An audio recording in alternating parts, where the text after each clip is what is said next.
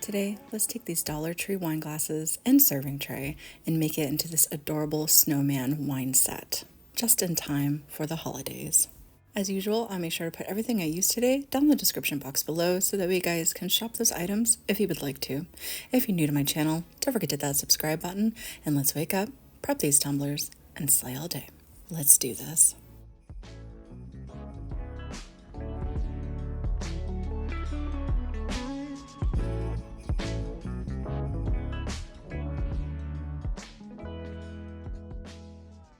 Starting off with our main focal point, which is the wine glasses.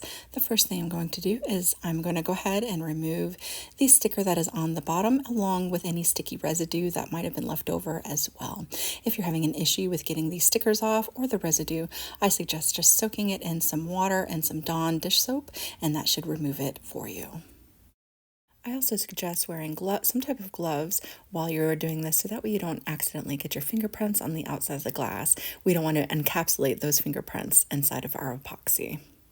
Now, to get my wine glasses to attach to my turner so that way I can properly turn them, I am using my wand with the football attachments at the bottom. The footballs came from the Dollar Tree as well, but I will attach a video that my husband had made for me because he made all my wands for me, and it will show you exactly how he made these wands so that way you guys can make them too if you need to.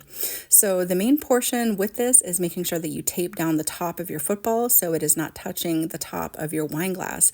If it's touching the top of the wine glass, you might accidentally epoxy the top of your football to your wine glass, and we don't want to do that. Also, if your football just still is slipping around, I use some of this drawer liner, and that helps it securely attach to the wand as well.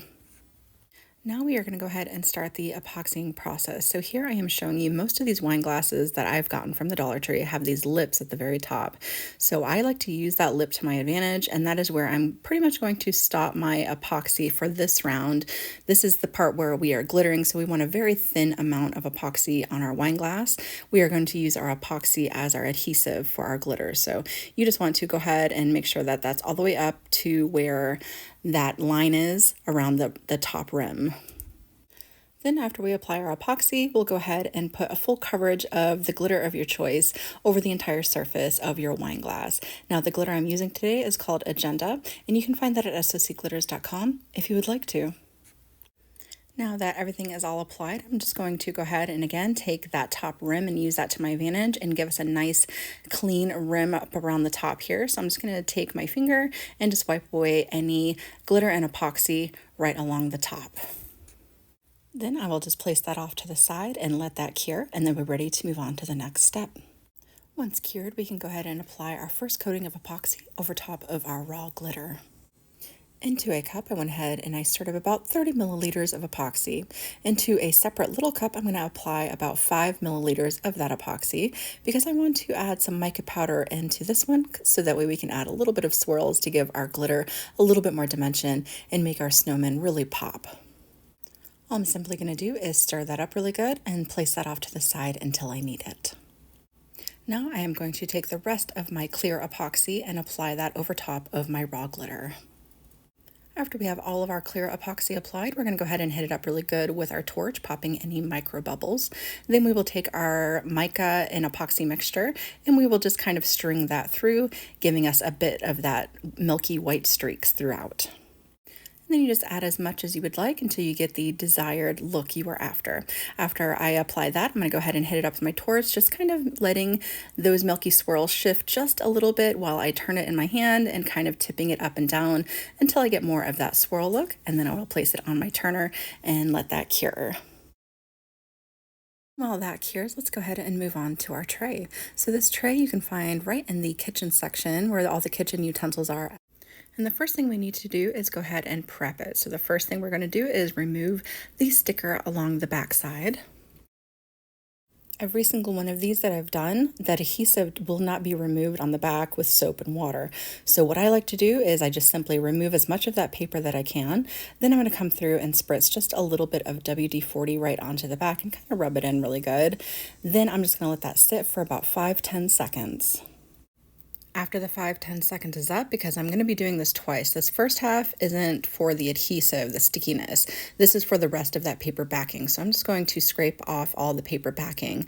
Now, after I scrape off the rest of that paper backing, I'm going to come through and spritz it one more time with the WD-40, saturating that little bit of stickiness left on the back. And again, let that sit for about 5-10 seconds. After that 5-10 seconds is up, all of that stickiness will be simply wiped away with a paper towel. Now, after you wipe everything up, you want to go ahead and wash this down really good with some type of degreasing dish soap. So in my case, I'm just going to use a Dawn dish soap.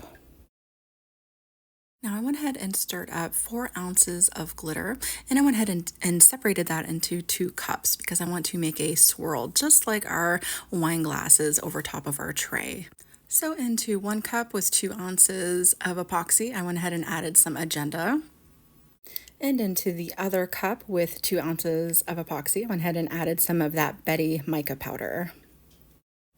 Now this is optional, but I had a pack of these divided cups and I'm just going to use that to make my epoxy swirls with. I like the outcome of it. It seems like it kind of mixes and forms a little bit better rather than just dumping it side by side on top of each other straight out of the cup. So I'm going to go ahead and fill up each cavity with its coordinating epoxy. I'm using a regular set epoxy, so I'm actually going to let this sit for about 15 minutes until it starts to get warm. Now, if I was using a fast set epoxy, I would obviously go ahead and dump it right away, but because again, I'm using a regular set, I'm going to let it sit. Now, the reason why I let it sit is, for one, the micro bubbles. It gives it time to kind of rise to the top. But if you also let it warm up, it kind of thickens up and it really helps out with that glitter, so that way the glitter doesn't just float all over the place. So it'll kind of keep it more in where you pour it rather versus it just spreading as it cures. Another thing you may notice that I forgot to show was I did sand the inside of this tray. You don't want to sand where you're not applying epoxy, just in the areas that you will be applying the epoxy, so that way it gives that epoxy some more grip to the surface. Now, after you go ahead and dump all your epoxy down into your tray, now is the time you want to go ahead and let that cure somewhere nice and level. For me, it is right back where I do my cups, right on the turner itself is the most level spot in my garage. So I'm going to go ahead and place that there and let that cure overnight. Now is the fun part. We're going to start adding our finishing touches, bringing our little snowman to life.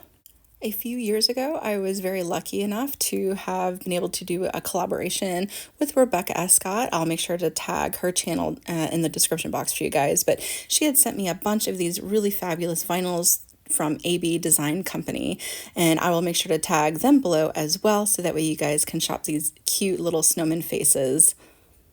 But I have been holding on to these for years, and I have been dying to use them, so I'm so excited to be able to use them today. Now I went ahead and picked out 2 little faces to put on my wine glasses, and now I'm going to go ahead and take my little faces and just see where I would like to place them. And I noticed after I placed them down onto the wine glass that I was going to need to trim them a little bit more.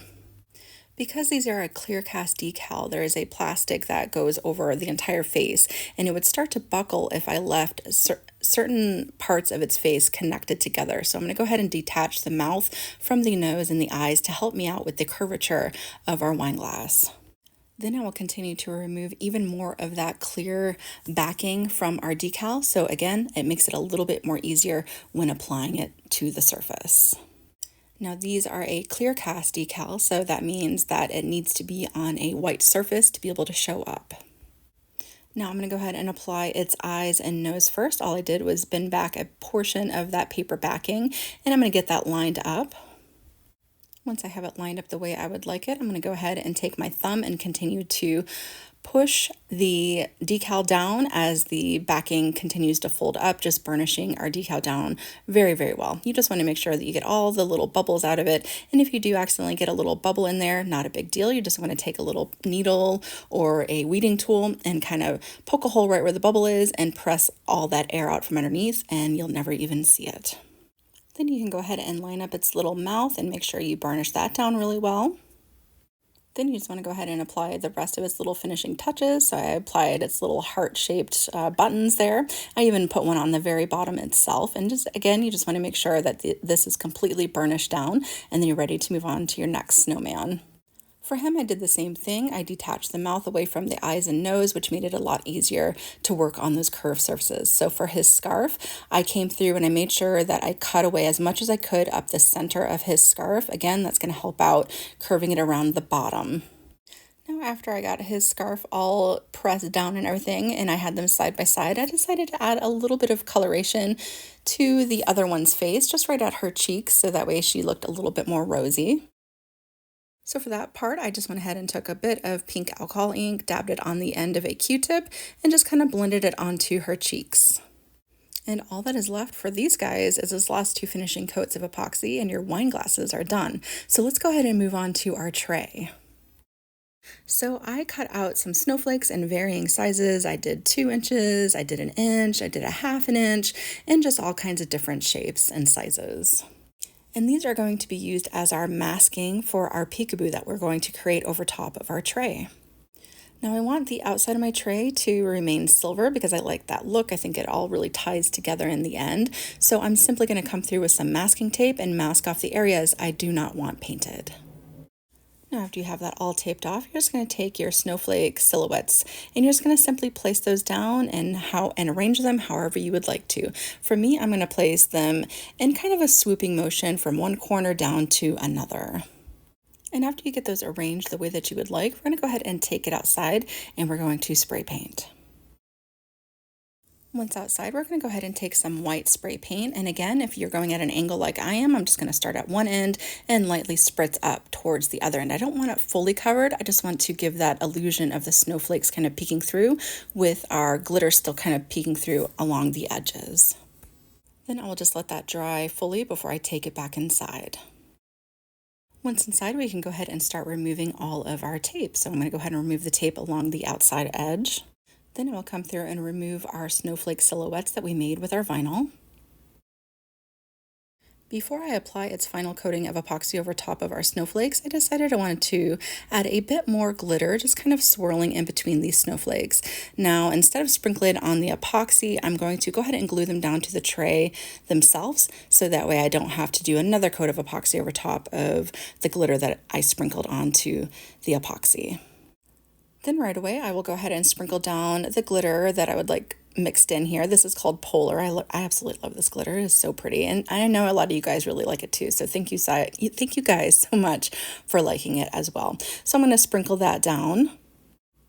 Now, after you sprinkle down as much glitter as you would like, I'm just going to go ahead and come through and firmly press down the glitter so that way I know it's properly adhered to our tray. I'm going to set that off to the side and let that dry completely before we add its final coating of epoxy.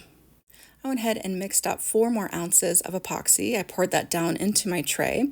Then I'm going to go ahead and hit it up really good with my torch, popping any of those little micro bubbles. I'm going to place that off to the side and let that cure. Now, after I had cured, I'd noticed that these trays are a bit slippery. So I went ahead and pulled out some of these little rubber bumpers that I happen to have on hand, and it makes it nice and sturdy and it really gives it a beautiful finishing touch and make it seem a little bit more glamorous than a Dollar Tree tray. And this wine and tray set is ready for the holidays. Whether you take this design and duplicate it as is, or you take it and let it inspire you to create something that is completely your own, I hope that you guys had a lot of fun watching this tutorial today. Again, if you're new to my channel, don't forget to hit that subscribe button, and I will see you guys next time.